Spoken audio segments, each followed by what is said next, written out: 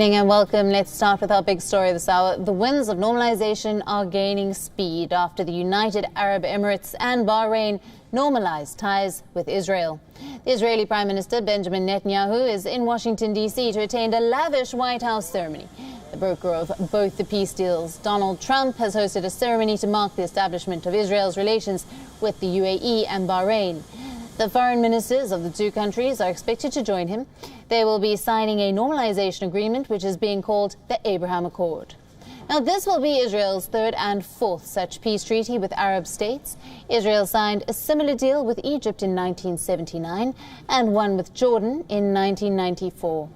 The texts of the agreements have not been released yet, but the U.S. brokered diplomatic breakthrough is widely seen as a dramatic shift in attitudes towards Israel in parts of the Arab world. The UAE and Bahrain will be represented at the signing ceremony by their foreign ministers, Abdullah bin Zayed Al Nahyan and Abdulatif bin Rashid Al Zayani, respectively. The Trump administration is said to be working to get representatives of additional Arab nations to attend the signing ceremony. The signing ceremony is still one step short of official ratification under Israeli law.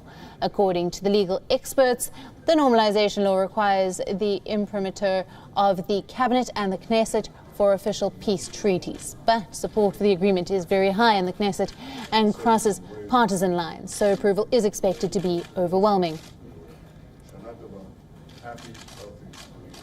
Thank you, Mr. President. Now, we are being joined by WION correspondent Nick Harper from Washington, D.C.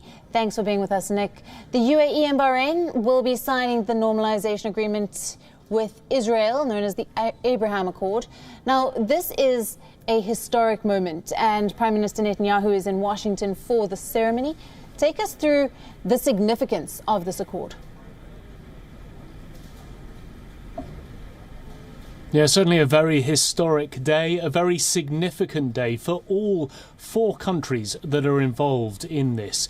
It is the time when the UAE and Bahrain will finally be normalising relations with Israel. And of course, all of it is taking place here in Washington, D.C., under the eyes of President Trump. So all four parties have very much worked towards this historic moment, because really it is now the moment where we have Gulf Arab states finally recognising and no longer shunning Israel as they have done for decades. It is a diplomatic break from the relations that we have seen in the past, and now an opportunity to formally recognise Israel. Bahrain and the UAE doing that by signing the Abraham Accords in just under an hour and a half. And of course, for Donald Trump, it is a huge win for him. It is something that he has shepherded over the course of several months, being able to broker this deal. He hasn't been able to achieve what he had hoped to do in the Middle East, which was, of course, peace between the Israelis and the Palestinians, what he called the potential deal of the century.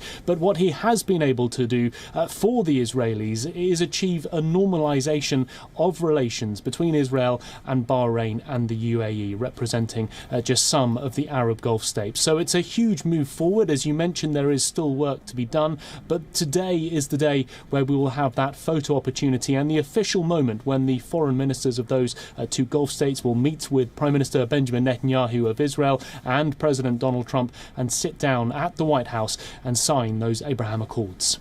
Absolutely, Nick. And as you have mentioned, this, of course, a huge win for Donald Trump. What does this mean for him, especially in terms of the elections being less than 2 months away? Absolutely. I mean, yeah, less than 50 days away. It is very close, just around the corner. For Donald Trump, he's always pushed a pro-Israel agenda. And for voters here in America, that, in some respects, is helpful because the pro-Israel bloc, the evangelical Christian voters in America, look towards Israel and want to see the President of the United States treating them favourably. So for the President to be able to head into the election with this big foreign policy win, this big diplomatic win, but also a big win that shows those united ties for Israel. It is an opportunity to say for the evangelical voters who voted for him in an enormous number, by about 80% back in the 2016 election, that he is still the man for them. He is still championing their causes and is still very much pushing that pro-Israel stance. So for Donald Trump, it shows that he is able to create wins, to make deals on the international stage when it comes to foreign policy, and it's also a nod to those evangelical Christian voters that he's doing things that will be something very much in line with the way they feel about the way the world should be. Right. And with the normalizing of ties between the UAE, Bahrain and Israel, obviously this is a great move for Israel. But what does this mean for Palestinians and Palestine?